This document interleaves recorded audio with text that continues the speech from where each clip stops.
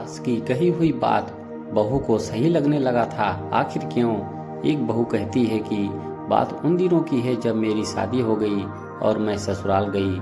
ससुराल में करीब 3 महीने रही, क्योंकि मायके आने का शादी के बाद मुहूर्त बन नहीं रहा था, जिसके कारण मैं अपनी माँ से पहली बार 3 महीने दूर रही।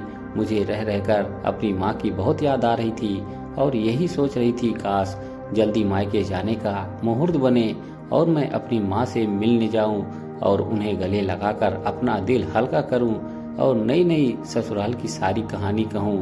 मुझे कैसा परिवार मिला है, हस्बैंड कैसा मिला है, उनका व्यवहार कैसा है, उनकी पसंद नापसंद कैसी है, सारी बातें मैं अपनी माँ को दिल खोलकर बताना चाहती थी। इसीलिए मैं चाहती थी जल्दी से मायके जाऊं। आखिर लंबे समय के इंतजार के बाद वो दिन आ ही गया जब मेरे पापा मेरी छोटी बहन और भाई के साथ मुझे लेने ससुराल पहुंचे। मेरी खुशी का तो ठिकाना ही नहीं रहा। ऐसा लगा ईश्वर ने मुझे दुनिया की सारी खुशी दे दी और मुझे अपने परिवार और माँ से मिलने का तथा घर जाने का मौका दे दिया हो। मेरे पति मुझसे मजाक करते हुए बोले, ऐसा लग रहा है आज हमारी मैडम पैर जमीन पर टिक ही नहीं रहे, उनकी खुशी का तो ठिकाना ही नहीं है। मेरी सास भी मजाक करते हुए बोली, देखना तुम्हें वो घर पराया सा लगने लगेगा और तुम्हारे अपने भी पराये लगने लगेंगे और सब कुछ बदला बदला सा लगने लगेगा।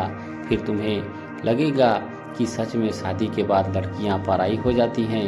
मैंने उनकी बातों को सुना और बोली, ऐसा नहीं है मम्मी जी, माँ का प्यार कभी नहीं बदलता, वो हमेशा अपने बच्चों को प्यार करती है। इतने बोलने के बाद मैं मायके जाने की तैयारी करने लगी।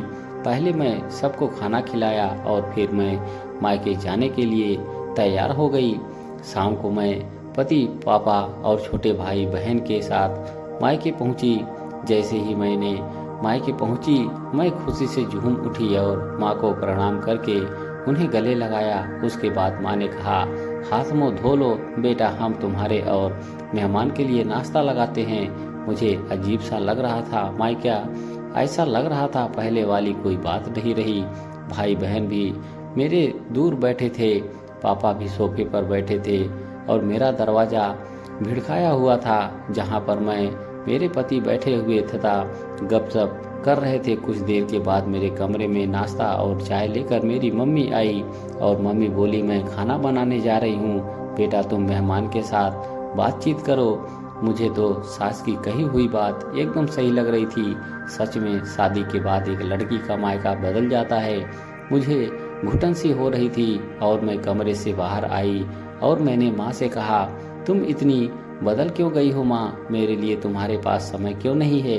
मैं तो सोचती थी तुम मुझसे बहुत प्यार करती हो और हमेशा करती रहोगी, लेकिन तुम तो बिल्कुल बदल गई। मुझे रोते हुए देखकर गले लगाकर बोली, बेटा माँ का प्रेम कभी नहीं बदलता है, लेकिन कुछ फर्ज तुम्हारे जीवन साथी के लिए भी तो है और हमारे दामाद के लिए भी तो, जिनका खास ख्याल रखना है। 2 दिन के बाद वो चले जाएंगे, फिर हम सब पहले जैसा ही हंसी मजाक और बातें किया करेंगे।